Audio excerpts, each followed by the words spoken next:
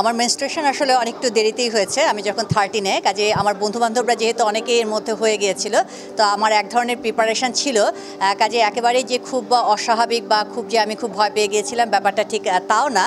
তারপর আমি মনে করি যে মেনস্ট্রুয়েশনের সময় অন্তত একটা মানে কিশোরীর যে ইনফরমেশনগুলো পাওয়া উচিত ছিল বা যে ট্রানজিশনের মধ্যে দিয়ে যাচ্ছে যে অ্যাডিকুয়েট ইনফরমেশনগুলো পাওয়া উচিত ছিল, সেগুলো আসলে ওরকম করে আমার ওই সময় অতটা ছিল না।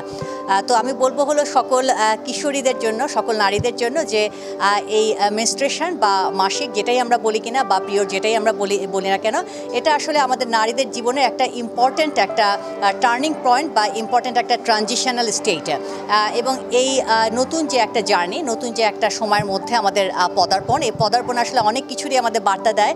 অর্থাৎ হলো যে আমাদের এক ধরনের নারীত্ব, উমেনহুড আসলে এনজয় করার ব্যাপার আছে। এবং আমি বলবো হলো সমস্ত প্যারেন্টদের অন্তত এই জায়গায় মনোযোগী হতে, এই যে তারা একটা নতুন ট্রানজিশনাল জায়গায় যাচ্ছে, এর সাথে কিন্তু আরও অনেক কিছু আসছে। এর সাথে সেক্সুয়ালিটির ব্যাপার রয়েছে, এর সাথে রিলেশনশিপের ব্যাপার রয়েছে, এর সাথে এই যে প্রাপ্ত জীবনকে নতুন করে আসলে চেনা, বোঝা এবং সেটার সাথে যে প্রসেসের মধ্যে দিয়ে যে মাত্র ঢুকলো, সেক্ষেত্রে মানসিকভাবে তাকে কিভাবে প্রস্তুত করা যায়, এটা কিন্তু হলো প্যারেন্টদের আসলে এই ইনফরমেশনটা হলো সন্তানদের, প্রত্যেকটা সন্তানদের দেওয়া প্রয়োজন। এবং আমি মনে করি যে প্রত্যেকটি কিশোরীর কিন্তু এটা অধিকার। এবং একই সাথে তার ডেফিনেটলি সেক্স এডুকেশন সম্পর্কে ধারণা পাওয়া প্রয়োজন, তার গর্ভধারণ সম্পর্কে তার যে আবশ্যিক যে ধারণা সেটা থাকা প্রয়োজন, এবং আসলে যে হিউম্যান রিলেশনশিপ, অর্থাৎ তার যে নতুন একটা অ্যাডাল্ট রিলেশনশিপের দিকে সে যাচ্ছে, সে অ্যাডাল্ট রিলেশনশিপের যে বেসিক কিছু জায়গা, এটার মধ্যে যে অনেক দায়িত্বের ব্যাপার আছে, এটার মধ্যে যে নিজেকে যে প্রোটেক্ট করার ব্যাপার আছে, নিজের সচেতনতার জায়গা রয়েছে, সে জায়গাটাও কিন্তু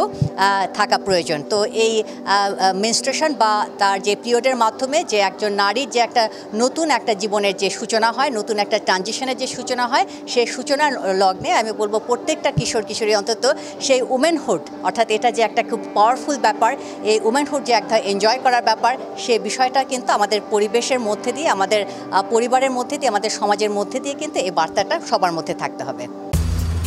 জীবনের চ্যালেঞ্জ নিতে পিরিয়ড যেন কোনো বাধা না হয়। ফ্রিডম স্যানিটারি ন্যাপকিন, ফ্রিডম মানে স্বাধীনতা।